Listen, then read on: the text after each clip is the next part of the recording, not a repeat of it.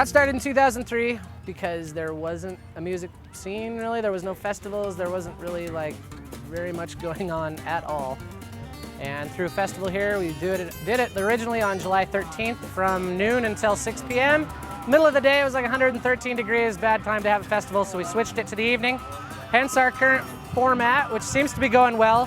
We expanded this year, which is the 6th year that we've done it. We've expanded to 2 nights, which you will know last night was out at Edelweiss, and tonight, of course, the Cody City Park, and here we are. On Friday, the 17th, starting at about 3 o'clock in the afternoon, we're going to have West, which is actually the house band here at Cassie's.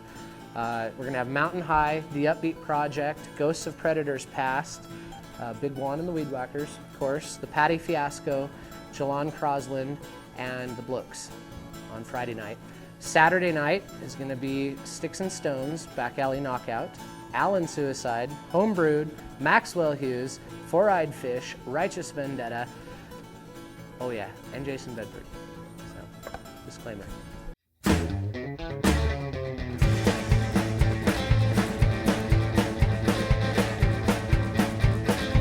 Here we go. Edelweiss was crazy. There's so many bands, so many kids, so many people from the community. I've never seen anything like this come out of Cody, Wyoming. It was awesome. The bands were awesome. The sound was awesome. The stage was awesome. I've never walked into such a cool scene.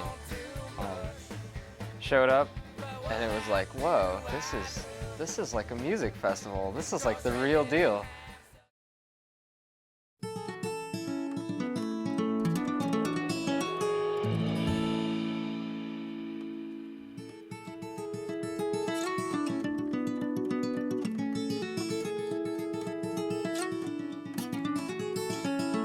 Jalon Crosland was so much fun, and I was dancing like the whole time and getting my groove on.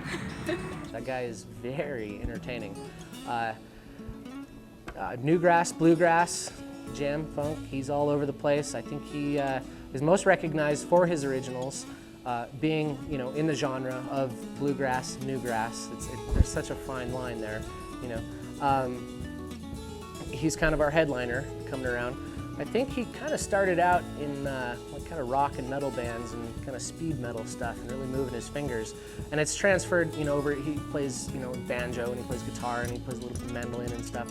So it's up-paced, it's fast, and it's so good. It's one of those things you can almost not describe because the songs are so hilarious and they mean so much. They threw out a big rug in front of the stage and everybody cut it up, cut that rug.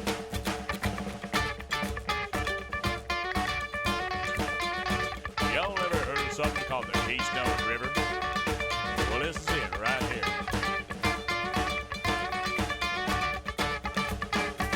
Play it up, boys. 2, 3, 4. City Park, it was good. It's always been pretty good. It's the original venue of the What Festival. It draws a completely different crowd, I think. It usually goes on all afternoon. It's a lot of younger bands. There's a pretty good high school music scene around here, like high school and college. How we're gonna get there my favorite way.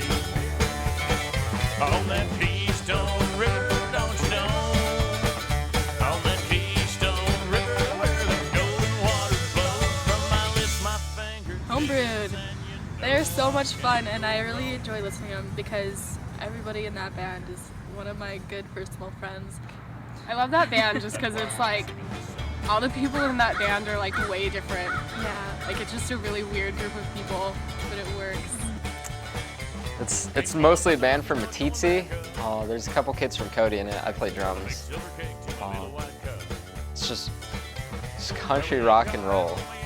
Fiddles, banjos, mandolins, acoustic guitars, big old rockabilly bass, some good country western lyrics about life, about friends, good times. Golden water flows from my lips, my fingertips, and you know I can't go wrong.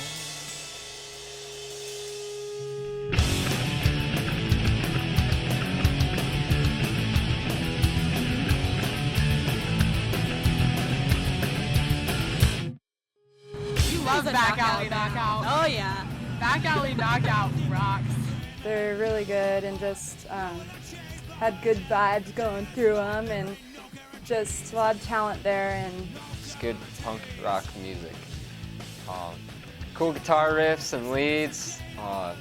Lead singer Jared Heft has really emotional songs that just have good meanings, good words. I don't know, Jared writes good, catchy songs. Kids like to sing to him, kids like to dance and pump their fists in the air.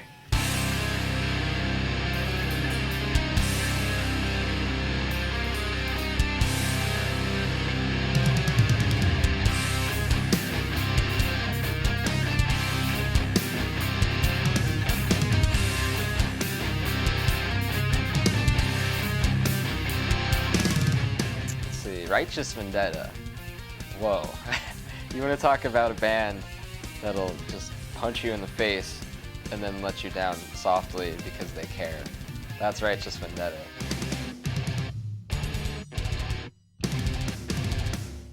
Well, Righteous Vendetta, I've been a big fan ever since I first saw them. I thought they were really cool. Some bands that I've seen, their screaming abilities aren't at a very good range. Brian has such an incredible range. He can do the low grunge core, and then he can do some crazy high-pitched screaming that just pretty much rocks. And they're getting a really loyal fan base here in Powell and Cody.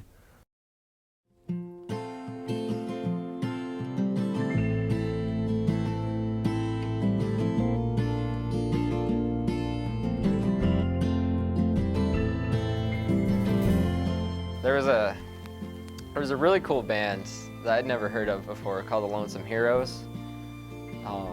They're from Texas, I believe. They just play all over. They weren't even necessarily on the What Fest lineup, but they showed up and set up their own PA, and they were playing in between sets, and it was really sweet, like kind of like indie country, like progressive country. Just a couple weeks ago, they were down in Laramie. They just do loops around the country, just playing and touring, having fun. It's really beautiful music.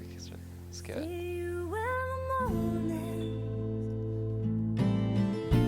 Yellow feathers smelling in the trees.